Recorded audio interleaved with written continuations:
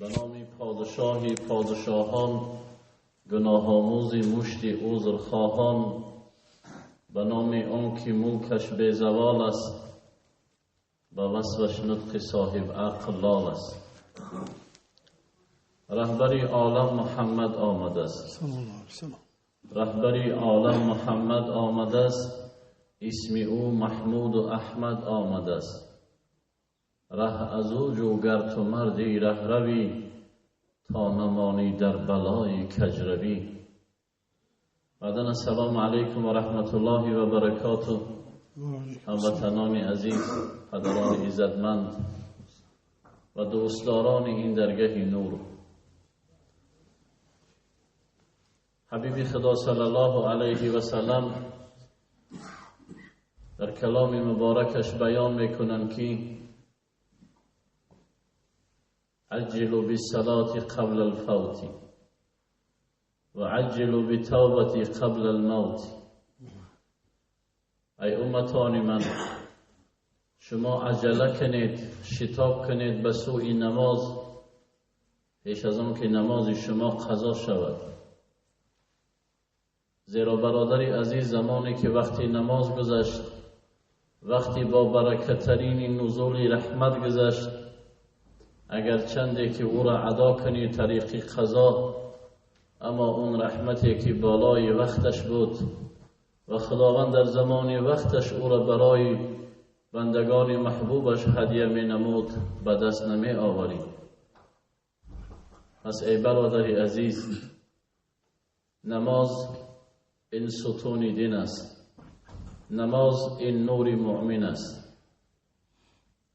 اگر امروز در دنیا محبت به نماز و به عبادت الله داشتی، روز این پاداش از جانب الله داده می شود. در کلام دیگر حبیب خدا در معنی این کلام بیان می کند که زمان بنده مسلمان خاندان قبرش گذاریده می شود، اگر از این خانه قبر نجات یافت تا قیامت در رحمت خداست. اگر خدا نکنه و بنده مؤمن در خاندان قبر پرسیده شد و جوابهای سؤال را به جا نآورد، عذاب او از اونجا شروع می شود. بر سر قبر یکی رفتم و گفتم چونی؟ گفت احوال چی پرسی که بیایی دانی. او سر قبر مولانا بیان میکند که رفتم گفتم ای مرد چی احوال داری؟ گفت بانش اون قبر برای من گفت بیا داخل این، بعد میدانی که اینجا چی کلام و چی گپ است. پس برادری عزیز، با نماز باش، با عبادت الله باش. یک تجربه روزگار به یادم رسید که امروز در زندگی وقتی مردم نماز نمیگذارند، نماز نمیخوانند، از اونها یگان نزدیکی میگذرد، برادر یا پدر یا مادر میگذرد، میآورند جسد او را داخل مسجد، صحن مسجد میآورند. بعد لحظه‌ای که مسلمانان او را نماز جنازه میخوانند، میبرند داخل قبر.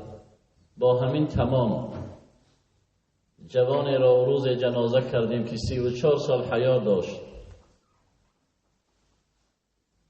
امروز برادرش آمده است که من شبها خواب ندارم. گفتم چرا خواب نداری؟ گفت در خواب من برادرم را میبینم که از بدن او زرداب عذاب میچکد و میگوید در حق من دعا کنید و نماز بخوانید. این حادثه روزگار است که امروز دیدیم. پس برادری عزیز، اینها افسانه نیستند، اینها حقیقت روزگارند که از جانب یک بینمازی که خاندان قبر رفته است و عذاب او را خداوند ذوالجلال طریق خواب به برادرش نشان داده ایستاده است. برادرش راضی است که همه داراییش در راه خدا بته تا در خواب فرزند پدرش در راحت ببینه. ای برادری عزیز، عجله کن به سوی نماز و مسجد پیش از آن که قضا می شود. در دوام پیامبر صلی الله علیه و سلم ما را تأکید می کند که ای امتان من، شما در لحظه های قیمتترین حیات توبه را برای خود محبوب بدانید. توبه کنید به درگاه خدا پیش از آن که مرگ به سراغتان می آید. ای مردی مسلمان،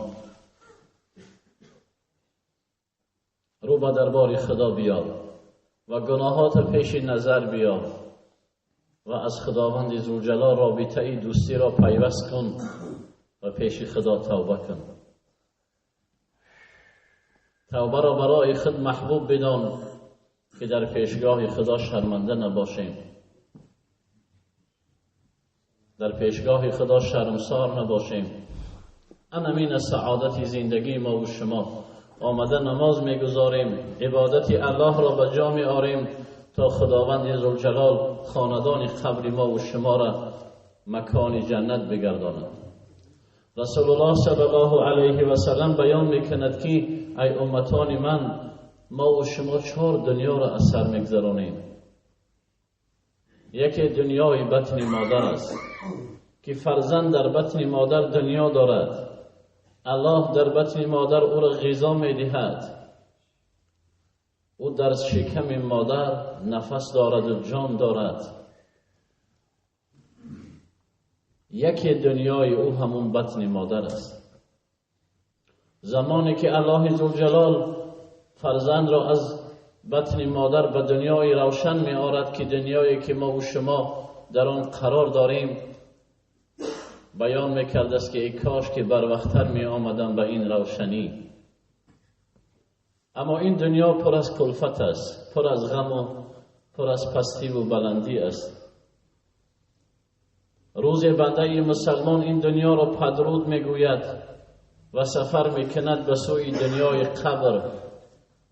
و زمانی که او در دنیا عبادت داشت، نماز شب داشت، قرائت قرآن داشت و او را بردن خاندان قبر، برای او روضه از روضه های جنت می شود.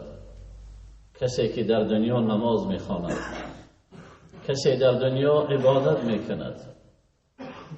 پس خوشا به حال شما ای مردمی عزیز که امروز از این قدر محله کلان چنین آدمان جمع می شوند. اگر همه این مردم نماز بخوانند این مسجد نمی برشان،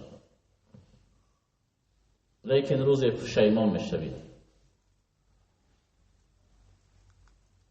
پس دنیای 4 دنیایی است که بنده از دنیای خانه قبر و آخرت می گذرد که در آن دنیا کسی لباسی ندارد، همه در فکر جانش است. پس ای مرد مسلمان، ای جوان خوب، این نفسها را غنیمت بدان، این عمرها را غنیمت بدان، این نشستها را غنیمت بدان. امروز این تن صحت را غنیمت بدان و مسجد بیا و با خدا گفتگو و رابطه برقرار کن که روز خاندان قبرت روضه جنت شود. برادری که نه خودش نماز میخواند و نه مادرش، زمان فرزندشان از دنیا به نماز گذشت، امروز خاندانشان رفتیم همش نماز میخوانند، همه لباس پوشیدن، زیرا عذاب خداوند ذوالجلال طریق خواب به برادرش نشان داده ایستاده است.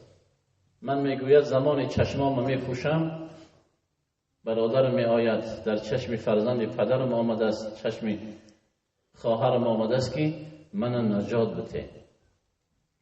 انا امروز ما باید خودمان نجات بدیم با نماز، با عبادت، با این قدم هایی که امروز به سوی این درگاه نور می نهیم به خاطر عبادت ربانی. اینجا کسی ما را دعوت نمی کند، ما را الله دعوت می کند به این راه. کسی آمد و این راه شناخت، الله ذوالجلال او را سعادت عطا می کند. دعا کنیم الله مهربان ما و شما را نصیب گوش کردن کلام های حق را عطا نمود، عمل کردنش نصیبمان بگرداند.